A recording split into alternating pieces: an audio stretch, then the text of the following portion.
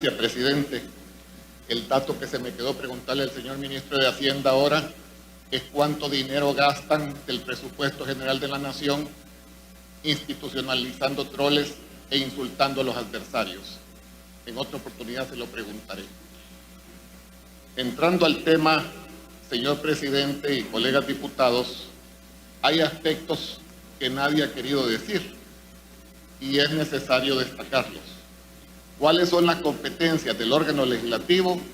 ¿Cuáles son las competencias y responsabilidades del órgano ejecutivo? Nosotros dictamos una ley de emergencia en virtud que el Ejecutivo, que es quien esté en el territorio, quien mira las situaciones, nos lo solicitó. Dictamos la emergencia. Esa viene a ser la plataforma para que entonces se activan las disposiciones y las normativas propias del Código de Salud y de la Ley de Protección Civil. Quien ha estudiado a profundidad estas dos normativas, quienes lo hayan hecho, comprenden perfectamente que las medidas que están en la Ley de Protección Civil y en el Código de Salud, quien las ejecuta, quien las lleva a cabo, es el órgano ejecutivo, no la Asamblea Legislativa. La Asamblea activa el sistema al dar la ley de emergencia. Una vez lo hace, el Ejecutivo dicta las medidas. ¿Cuáles son los límites del Ejecutivo? El marco constitucional. Y mientras la Asamblea Legislativa no dicta dentro de la esfera de sus competencias un estado de excepción, pues entonces, sin ningún tipo de restricción a las libertades fundamentales, el Ejecutivo aplica aquellas medidas. Muy bien, el Legislativo dictó la emergencia. El Ejecutivo, en base a ello, vino dando decretos ejecutivos e instructivos. Resulta que la Sala de lo Constitucional tuvo que entrar y decirle al Ejecutivo: mira, estás violando la Constitución y debes de rectificar en estos aspectos. Fundamentalmente el tema de estar confundiendo personas llamadas infractoras de la cuarentena con personas que serían llevadas a los centros de contención por tener síntomas o por nexos en cuanto a personas posiblemente con el COVID. Empezaron a juntar unos y otros. Prácticamente a partir de ahí es que la población ha asumido como cierto, porque han tenido que vivir y sufrir en forma presencial, en forma indirecta, por sus parientes, por sus conocidos, que esos centros de contención se terminaron convirtiendo en centros de contagio. Y no obstante, la Sala le dijo al Ejecutivo y la implementación de aquellas medidas: corrija, porque está pasando por encima de libertades fundamentales, que aun cuando estuviesen suspendidas las garantías constitucionales, no se puede pasar encima de esas libertades, pero el Ejecutivo ha seguido violentando esas libertades fundamentales. Los varados siguen sin regresar.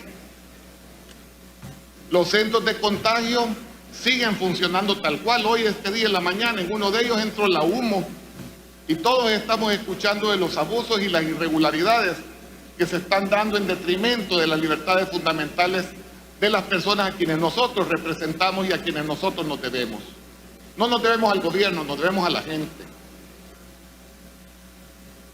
Pues bien, hoy con esta ley, lo que estamos haciendo nosotros es entregando más poderes al Ejecutivo para que siga adoptando medidas que son de su competencia, pero hoy resulta que sin ser competencia nuestra, porque nosotros hemos cumplido con el fallo de la Sala, donde se nos ordenó que dictáramos una ley de derechos que fue vetada por el presidente de la República, pero hoy ocurre que al venir la Asamblea Legislativa, sin ser el marco de sus competencias, va a venir a dictar medidas, va a terminar siendo la responsable la Asamblea Legislativa de la irregularidad en la ejecución de las medidas.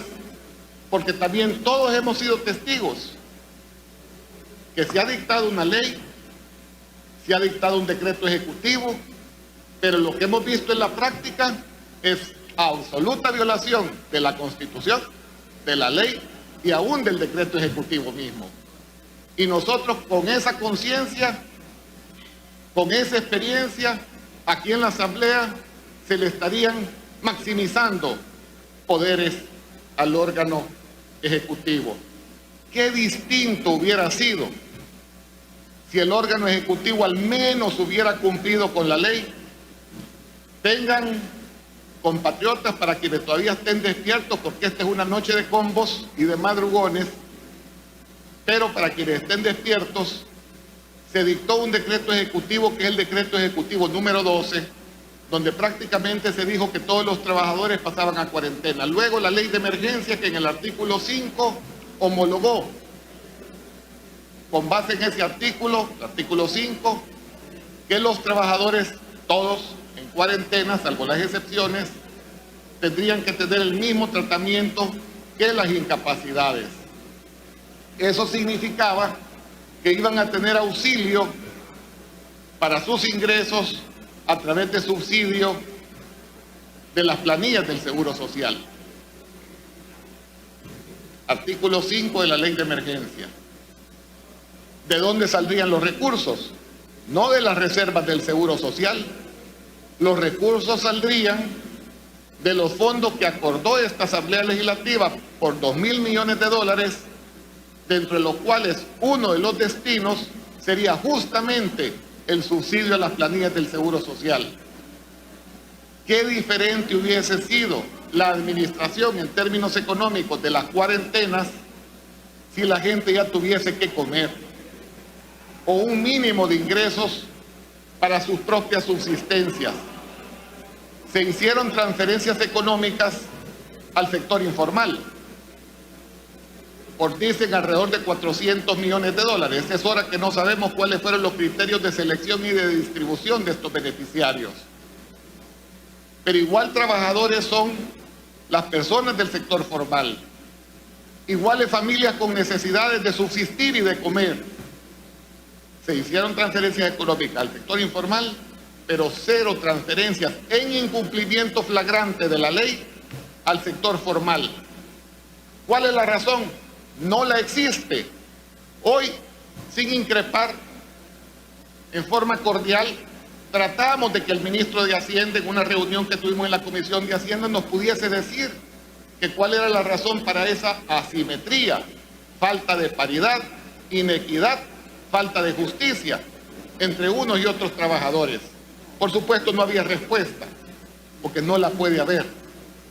No es justo, no es correcto. Y ahora vamos con una normativa responsabilizándose la Asamblea en cuanto a las medidas que va a seguir adoptando el Ejecutivo. No obstante, había la experiencia de sobrepasar incluso el marco constitucional, pero por 15 días más, sin haber procurado los recursos necesarios para que las familias salvadoreñas tuviesen que comer. Hoy, este mismo día, en la mañana, la Organización Mundial de la Salud emitió un informe de fondo, reflexivo, después de haber observado el comportamiento del COVID en distintas partes del planeta. Y en uno de los apartados, la Organización Mundial de la Salud dicen, vean, en ciertos países, en determinadas circunstancias, no puede ser tan fácilmente aplicable un encierro. Cuarentenas que involucran encierro.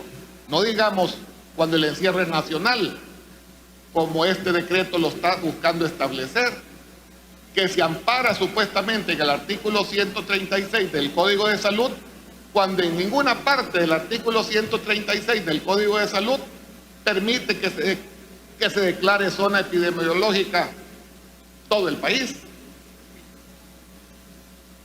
Pero entonces, ¿no hubiese sido mucho más fácil los días anteriores, como esta cuarentena de encierro que se quiere dar, si se hubiera cumplido la ley? Si se hubiese hecho en forma oportuna las transferencias económicas también a los trabajadores del sector formal, que son cientos de miles, solo en el Seguro Social Hay inscritas 700,000 personas que no han tenido ese alivio. ¿Qué va a decir la Organización Mundial de la Salud? ¿Qué va a decir el mundo civilizado? Que en El Salvador estamos mandando nuevamente encierro a personas que no tienen una bolsa de frijoles en su alacena. Porque no hay conciencia social, que los cientos de miles de trabajadores nuestros no tienen provisiones, van coyol roto, coyol comido, van día por día en su necesidad de subsistir. Y hay quien se permitió llamarles, el presidente Bukele, codiciosos y vanidosos, porque se habían permitido salir. Salen de sus casas por necesidad, no por vanidad, no por codicia, por hambre. Y ahora los vamos a volver a encerrar. A esos cientos de miles mal calificados por el presidente Bukele como codiciosos y vanidosos, cuando no van a tener opción, o se mueren en sus casas, o buscan y se rebuscan la manera para comer y para subsistir ellos, sus criaturas, sus hijos.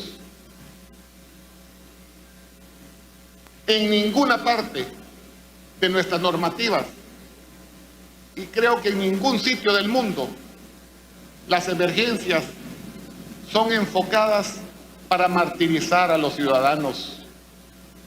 Las emergencias son diseñadas para ir, curar, salvar vidas, tender la mano. Pero estas emergencias y estas cuarentenas dentro del gobierno del presidente Nayib Bukele han sido diseñadas y practicadas para martirizar a nuestra gente. Basta ver, oír lo que está ocurriendo en esos centros de contagio. Basta ver y oír la ansiedad de cientos de miles de personas que no van a saber qué hacer a partir del día de mañana, sujetos a las discrecionalidades de funcionarios públicos que conforme bajen la varita van a decidir quién va, a dónde va, quién es sospechoso, quién no. No quisimos entrar nosotros en los pormenores del texto de este documento porque lo consideramos ilegítimo en su propio sustento. Hay disposiciones ahí propias de la barbarie. Cualquier persona puede ser señalada policíacamente como sospechoso de tener el COVID por el señalamiento de cualquier tercero y el criterio de cualquier funcionario. Ser llegados a traer y además apercibidos a la fuerza a ir a estos centros de contagio. Ya todos tenemos noticias, después las cosas brotarán y se sabrán con más detalle de personas, muchas que han entrado sanas a esos centros llamados de contención, pero verdaderamente centros de contagio, y han salido infectados o han resultado muertos. Una cosa se legisla, otra cosa se hace. Se cierran empresas nacionales arbitrariamente para favorecer, por razones que todavía no sabemos, competidores externos.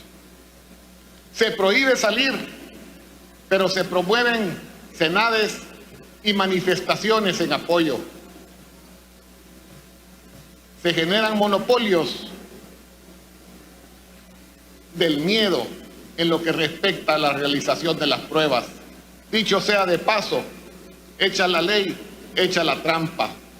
Pudimos observar ahí, en la intención supuesta de que se permitiese la posibilidad de las pruebas privadas, en laboratorios privados, con la mención de que ahí se iba a habilitar que ya no fuera solo el Estado el que hiciese las pruebas, pero no es cierto, porque siempre se dejó sujeto a la autorización de la autoridad de salud, como que si los laboratorios y los hospitales no han sido metódica y profundamente investigados para acreditarlos como laboratorios y como hospitales. ¿Cómo van a venir entonces a buscar acreditarlos para que puedan hacer una prueba de COVID. Simple y sencillamente, otra vez los criterios discrecionales de que estos funcionarios de turno bajan o no bajan el dedo. Señores, estos, no sé, 4 años que les quedan a este gobierno, espero que pasen muy rápido. Ya no son ni 4, son 3 y medio en la vida política real. Pero francamente hay que denunciar lo que está mal. Hay que salvar la República. Hay que mantener los pesos y los contrapesos. Y no podemos dejar de velar por los derechos de la gente. No se trata de buscar quedar bien con un gobierno o que con su ejército de troles no lo ataquen a uno. Seamos valientes por los intereses de la República y de la patria. Trabajemos por nuestro país. Trabajemos por nuestra gente. Aquí los más afectados son los más pobres. Aquí, en los encierros y en las cuarentenas que practica el gobierno del presidente Bukele, es la gente desposeída, es la gente pobre la que va a sufrir más. Y yo me inscribo por mi gente, me inscribo por la gente que necesita, y vamos a enfrentar a este gobierno hasta las últimas consecuencias. Muchas gracias, señor presidente y colegas diputados.